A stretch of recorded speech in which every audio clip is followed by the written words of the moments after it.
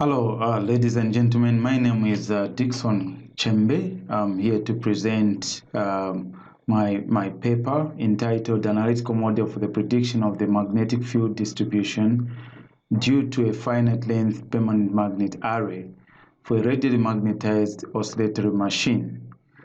This research is based or focused on having a Stirling engine as a prime mover, and there are various types of Stirling engines that exist, and in particular our focus is a Free-Piston Stirling Engine as a prime mover for the linear machine which this model is being developed for. So the linear machines that you see here, the alpha type, the beta type, and the gamma type. Our focus is the beta type.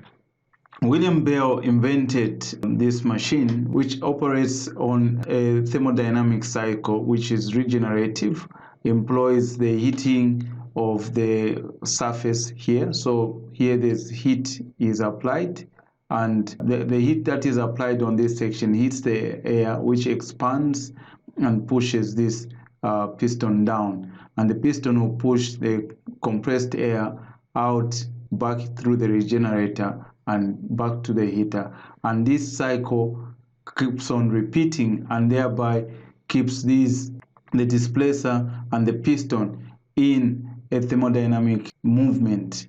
And to this piston or displacer we can connect this motor that is connected here. This is an alternator, so you've got the stator and then you've got the translator, which is the rotating or the moving element of the Stirling engine. This machine is hermetically sealed, so it's got several advantages. There are different types of linear machines that exist. Basically, you've got the linear progressive machines that operate at various variable voltage and frequency, 2 or 3 phase topologies. They've got longer stroke lengths that are above 100 millimeters. Examples can be linear induction, synchronous, brushless, and so on. And then there's the second type or category of linear machines that consists of what we call linear oscillatory generators or machines that operate at resonant frequency or fixed frequency. They are mostly single phase because linear oscillatory motion imposes a change in the phase sequence for change in direction of motion. We expect them to be short stroke lengths, that is less than 50 millimeters. Among these types, you can classify them as transverse flux machines and longitudinal flux machines. They may be flat, like this one you see here, or they may be tubular as this, and this is our focus of study. Other further classifications are that these machines are air-cooled or can be ion-cooled. They are slotless or slotted, single-sided or double-sided. In our case, what we're looking at is a double-sided, and it is a tubular type of machine. These are the 3 classifications of the tubular machines that exist. So you've got the moving magnet, in which the movement is made by the magnets that is moving in that direction. So it basically vibrates where the coil is stationary in the stator, and this translator moves about. And in this case, you've got what we call the moving ion, where you've got the ion moving and then you've got the coil stationary in the stator. You've got the moving coil where the permanent magnets are stationary, and then this coil moves in a translation motion. This, in our case, our area of focus of study. The description of this machine is that our machine is longitudinal in nature. Longitudinal flux is a moving coil linear machine. We designed an air-cooled machine that exhibits no cogging forces, lower inductances, no ion losses, higher power factors. The rated power we designed for was 3 kilowatts based on the well-documented Stirling engine, and the operational frequency is 50 Hz. So we expect it to have an average speed of about 4.5 meters per second and the stroke length of about 45 millimeters. The main focus is to design pre-optimization designs where we create an analytical model that assists in the prediction of certain variables. In the analytical model development, we use a subdomain method and then separation of variables to develop an analytical model for a finite length of a machine. Basically, we want to predict the magnetic flux density distribution and the levels in 3 subdomains that we are going to mention. So the subdomains 1, 2, and 3.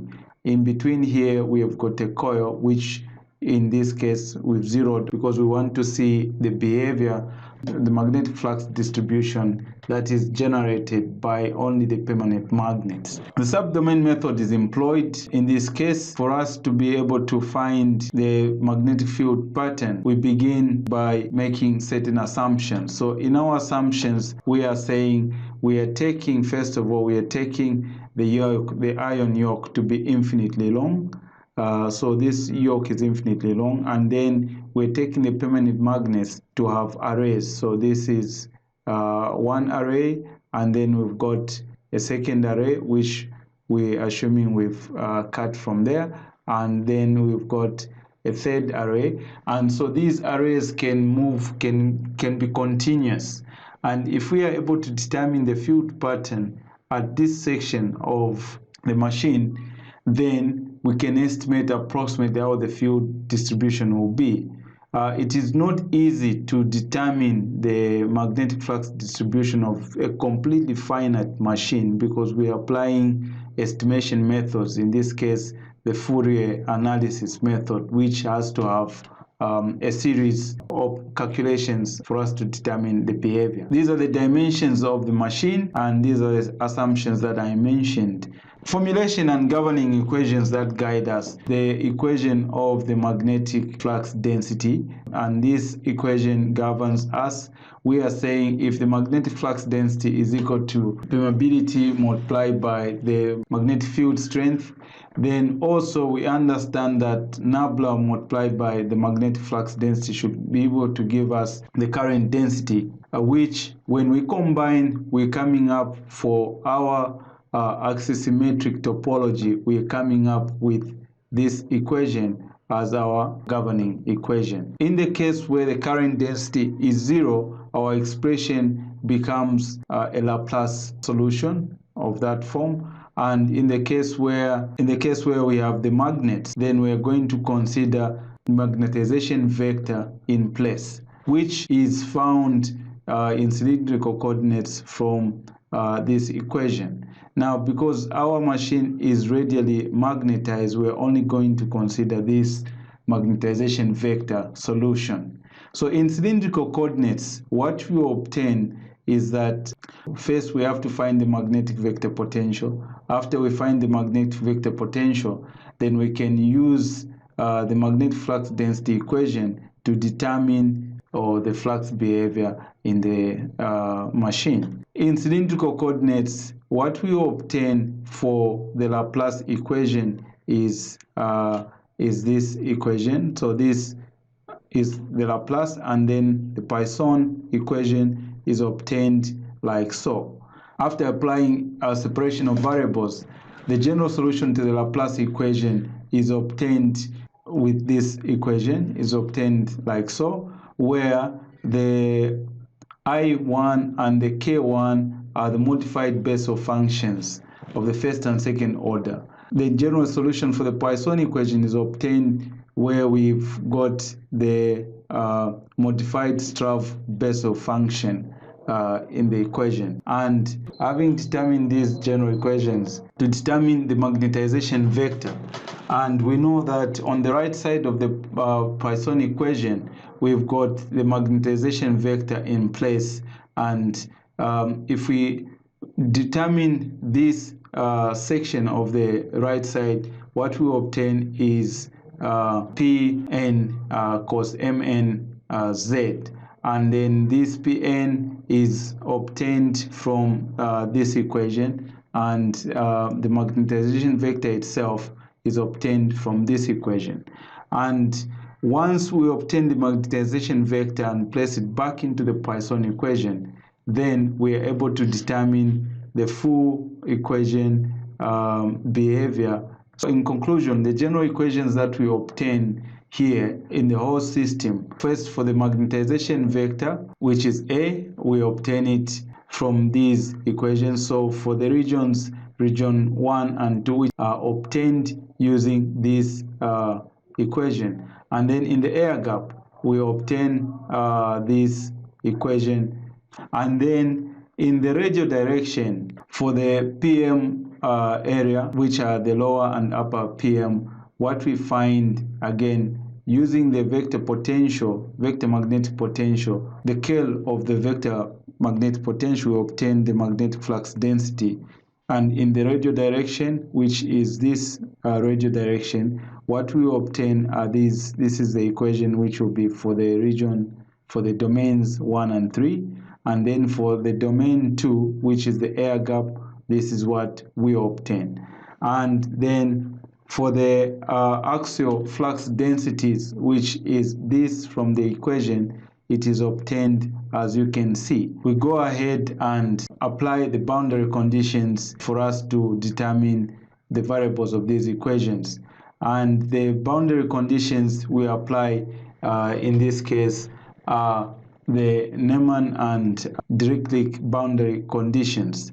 And these boundary conditions can be seen here, where we're saying the vector magnetic potential in region 1 is going to be 0 at that dimension. We come to solving these. When we apply these equations, or these boundary conditions, we come up with 6 equations, which we solve simultaneously to find the coefficients of these equations using a matrix. So we create a matrix, and after we solve the matrix, and then we are able to apply them back into these equations to determine and plot the behavior of the magnetic flux density.